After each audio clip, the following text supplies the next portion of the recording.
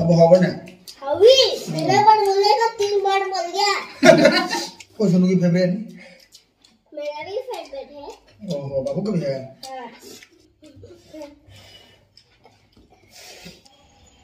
ये संगांग बनो ini kira ucing na sabra sibo hai ma'am ta su hai ro da na ai morok hexeri hai ma'am na mo ko morok je pa pandare na noiram dagin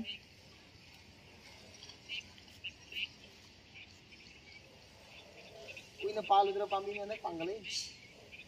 tri chalu re asang ba pal asang makha tanga wow morok ama ni humari mapan nipan tara sidi senga si asang mo le jegi sen le sen te kha asang mo le jen mana ken chale oi chale se abi bhajan di pan gan lagi lagi bhajan di pal mapan sadri ke na mapan ji mapan matam mate mai bun ning masa e khutana phaja ba sang ni kenu kene si da pa option le ngarang picnic sa ba chalu bagi pun bang sim ai gi phi je chanang jaw ba ai je chanang lak ba hitre ma'am asun da di khoi gi revive tu maning da instruction da I ba khot pa du di ko khoi gi makhum mong khadang ha poi ising liter ahum da aduga aina se liter amau na te ha le pawa ma ising oirang ba da kaina du da makhum mamam ha ba bau da chanang si yaw da ba ni na hanong ma ka su taw nge taw ra chanang yaw dre ngasi gi khatang budi phawa ma le du su phanik ta ne hele chanang yaw ba se asu asida ina makhum mama phigi makhum mama aduga moi ke magi revive ki kaino da ba du gi khoi gi kep to du mama ha pa ne ba sidi khara bu krek krek law ra sidi yam jaw du dai to du su na hanong ma du dai di khara di pha chanang yaw re di su gum ba phi ge se ong amor ni rak su gi ba da ipat patha du ai dai phi law sala ge ngang ngasi di phi yam picnic sa lu ba gi kholu ba gi alum ba sing kang amoi ne se atha ba sing je angau ba gai se lit pa da phaja ba tani ko aduga loire moina picnic te sonu ga paru ga selu ba sing je su ba da di loi ba jani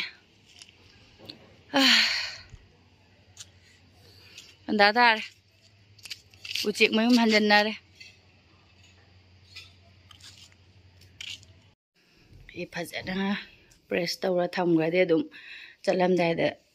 set pa yar first dumita gidi khatang di kokthare dum setna ramina ko ani mo anya seta itu miyam ije susila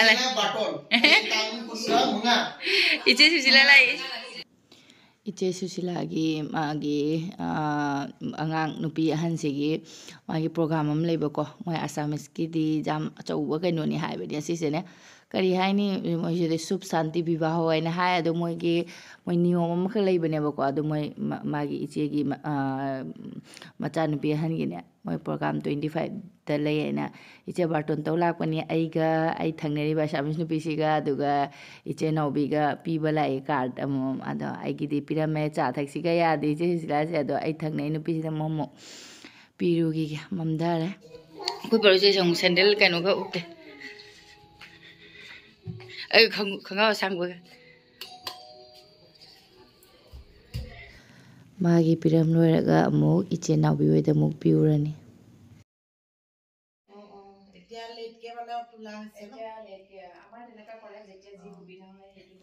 ichi susila su thinge na am kui kui na famdre amo ga ji magi piram lo bena iche na bi de momo chalani iche susila de iche na bi yum di khang da ko aduna akoi dum chau se na chatpani da iche susila su blog ma su matek matek lauri ai su blog matek matek lauri aduga akoi hum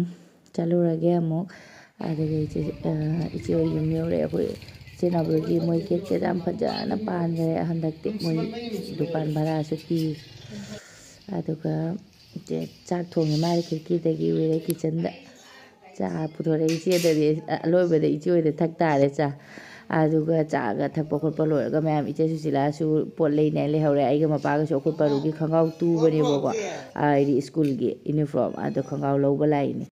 Good morning ma'am amuk ngarangi aigi blog se mu makha samdare ma'am ngarang blog se sida lotion grabane aba ko paru khangau se lo lak pasanda da lo lak pane aduga akhoi sigi bill thiram ga da phone pay tawada do phone product ba ko ba se adu amuk ngarang de se halle yum da aduga amuk thabak lotion lamaga nongalaga amuk lak pane ba ko ai nongalak amuk blog se makha ta awni adu paru khangau se amuk pura chakhre ngarang di lawdramina hajik amuk lawre ngasi di sunday ni na Bazaar su taurasi laurasi ana ngarang se dum thamam mai khangau se ado muk laure aduga nga macha makha laurani nuai ji bazaar no mi se nga leidadi nungai te ado nga ma yam achobadi leiro macha kha laurani kangchui chana bagi nga macha ma di laure phatana kangchui chaurani aduga orange aina orange kg da marfu haiba ko aina darjan da marfu ne na taru ko Chowdi chowre orange aduga kya khak chan bai yengage kg ma logre khoi paru se yam pa me manga khak challe kg da aduga hijana pi khara legrege tomato le haude lu payang khay hai tomato se kg ma laurage aduga hijana pi khara yengaga amu hallani umda aduga seungna sandal se ani da chamang kari kari no lawri se changuba aduga Sunday ni na ngasi di bazar chawni yamna ka puthoraktri hajikta puthona indam thani na ko blanket ti lore ekdam oi jet blanket na lore akoi gali ni si sa aduga thong hang tu jai ri ni ngang ani se ka doi bang de tv yeng am buthala chen gi bam hal ani se sing da yong tv yeng na leira mini yong aina like ta wai thamamaga aduga akoi bel jai badu muthalaga ko room je chen chen gi asini ngarang grocery dagi polak pani aina bag se sangdoga bazar da pu chat pa chakhairam khawam se pi yo paru se pi imta hana khoi ma pasina color man ade kitang budi khenare hana gi sina tang musan bai hele hoji ki se turok pasina tang ngau thang ha bada mai taw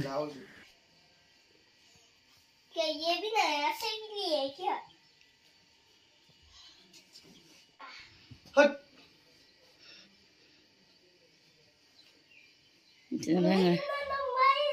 na kon hai ये pocket कितना लंबा है मैंने इसे करने को पाया ये Chambi yang khai ni de bas और नया freeze naya furit kai do furit ya mathun ni ja da chaw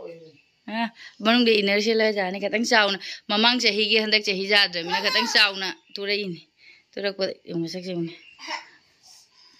iner manung de li se la ga ja ni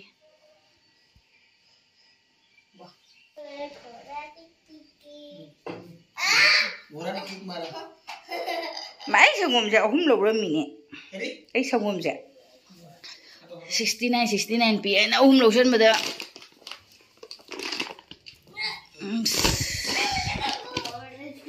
इधर नहीं क्या टमाटर मटर कोरिंडर आलू डर फुलगोबी से अनि से लुपा यांखै नाय होंगाय पुरगा मु लंबी दे लागा मु होंग नै रंबै वै ने मु अस फरि बजे बने फुलगोबी से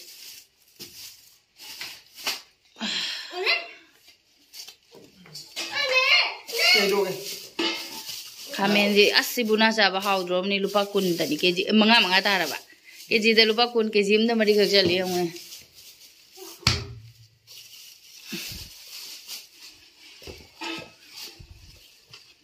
keji mda mari ga jali as phajara bani kamen ji haw ni buna sa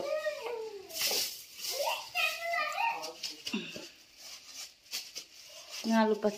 cham kun no mare ko nga khalo shelam dai gi nga lupa sam kun gi kai ke patri cha ga pare ni kai no mari marang ju ro ro jaw de sin da ka sam kun gi kai ni ai gi se blur cha Senggok ka Ni kangsoi fajana thongaga aduga nang singau chaninge ro. Senggok. Maybe mukbang karunga. Mai mukbang tawri kai. Se thonga na ba tawra si theng. Maggi lau.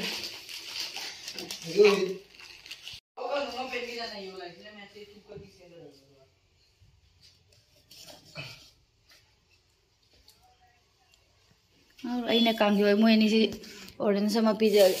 Akoi sono se Maggi thongwa chaninge ne ba. Aina Maggi se pizza ning da ba du ma pa na ni khakti laure.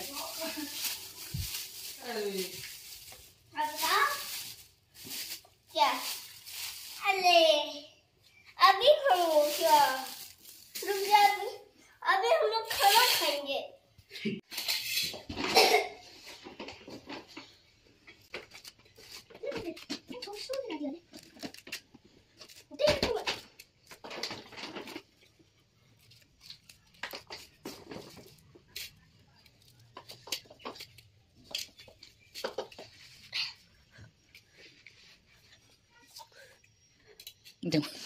Dar dar.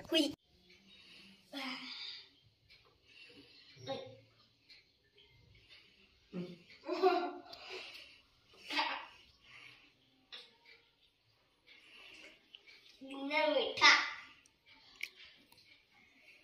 मीठा सुखंगे ना कितने मीठा किसने क्या है tasty नहीं है क्या नहीं Aisu kangsoi ki mathe mayan se maloi sumaina man gi man ton kangsoi yam hawane khoi sono tilau chanum ko khoi paru gi lamhen mayang ke de le tilau chanum ko yasi gi si chadre ne harau je le khamani ko mari manungi chakat lau bi sing je si hawe ne aduga mapana ma thungjaga ni sing ne ka cham loi khra mare ma gi se mai si thokpa ai na chamthong handak di chamthong su hauri loi re singa se chamtho ga baja tora hapan sai tawga ne atau ba hapan na ko no re mai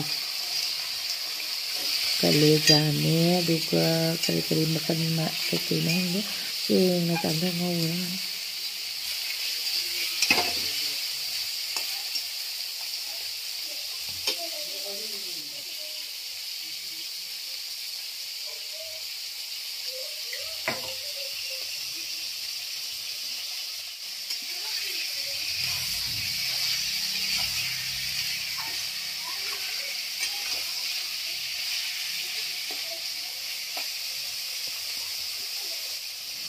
mai prata phallaga ma se tam jai na ngauri ada mun de mun sala mare musale mai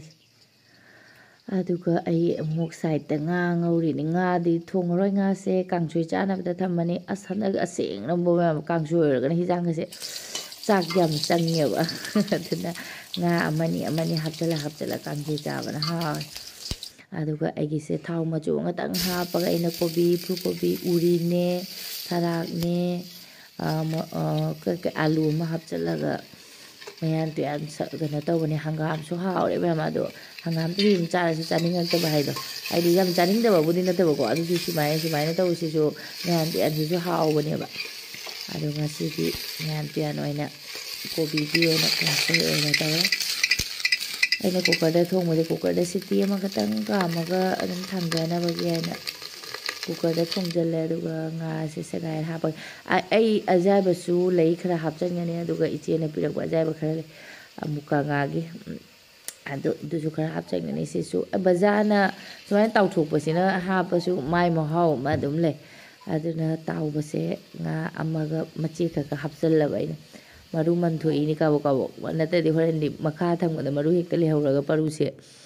kain tawe ado asigi ichen pirak pa muka nga ayai bane ba ko ichi gi mila pa da porak pa asigi nga sina haw ba si di loi ai che jum cha pa da khoi ju kg ma tap tar ayai ba si am haw e muka aduga ai gi se ka ai ju mai jam taphala ka ngau thok pa ni thau ma chu nga dang ha pa ga ne mana ta bi gi manam nam da na bai na hangam oi de dum hapte aduga motor thara khapchal ni tilhau ne morok sing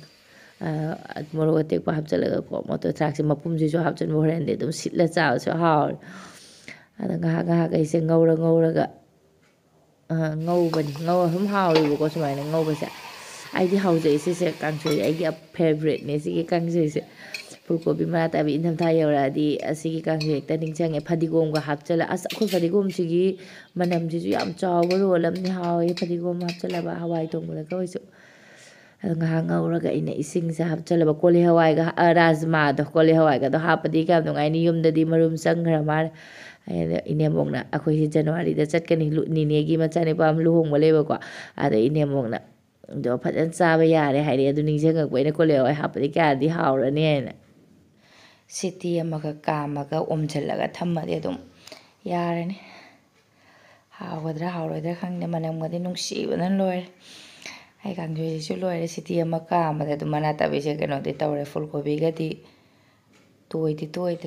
chare da fadigum hapchalani as manam no shi loire ma chagla me kangjoy manam namada kangjoy je hana di kangjoy charam de hojikna kangjoy ragana chage me am chare thawga ke amta chaning da morok met pamaga as hauran ai video se editing tawna muk tin tare mem ai na voice over marang marakta muk yaurisa as akhoi sai jum sana ba khona ba tawsina koi drill han ba khotpa ama tawsina makot am kalleba aduna moina sound mute tawraga muk kaino tawbani voice over tawbani ba taning da na ko ka ngawre jum de dum thangna ba sida sum sauna leina aduga khoi gi mathen loire sidana pagi chicken ngobado part chicken part ngobado morok merpam ga kangso yamaga hai maya haro babu ngasi di nam ngasi di okoi mukbang to do sida soup laire do sida chicken ngoba laire sida amet ki laire sudi ma'am jaba horoge ले बाबू मकु तो थांगरो को से मुझे दादा खाओ ना इसको कितना खाऊंगा मैं ये कितना छोटू सा और वो तो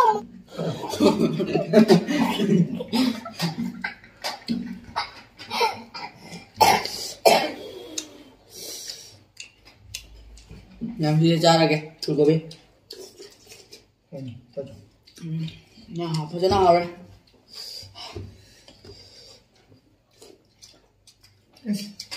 babu haura हावी how ya chao ta ke diro na sonu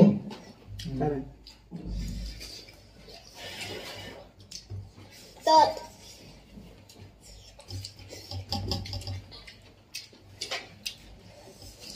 ya bula tonton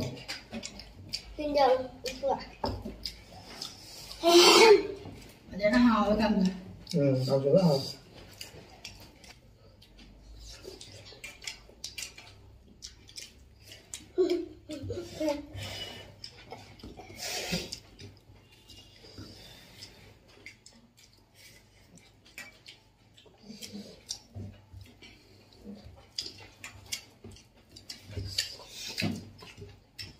sayang इसका मैंने दिल खा लिया दिल है क्या हाँ गुड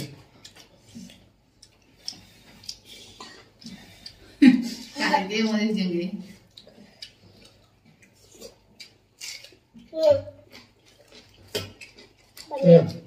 पानी kan tahu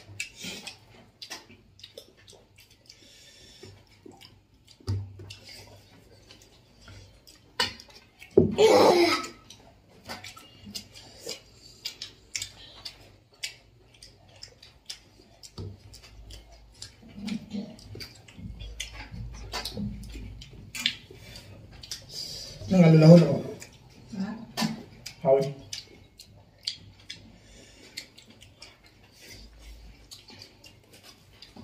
babu hau berang हावी कितना बार बोलेगा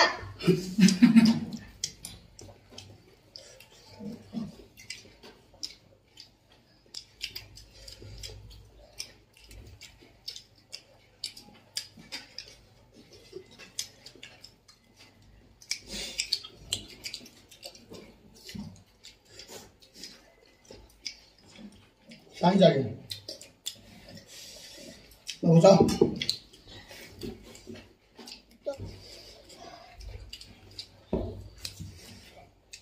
ngược rồi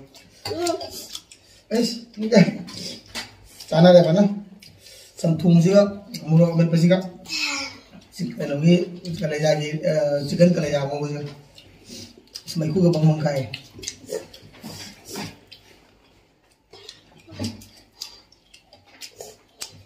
अब होगा ना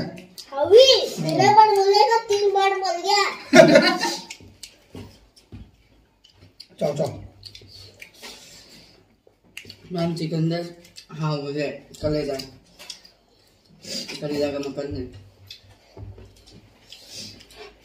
कोई सुनो की फेवरेट मेरा भी फेवरेट है ओहो बाबू कभी है हाँ वो पानी खाऊं देना जेन मसाला नहीं है इसे ना भरा है चाव तो बा सब लोग का होने वाला है मेरा नहीं होगा ngâm rau tao bấm giật em tôi ăn em hao yên hay rồi nào hay là em hao मैं बोल रहा हूँ em बोलेगा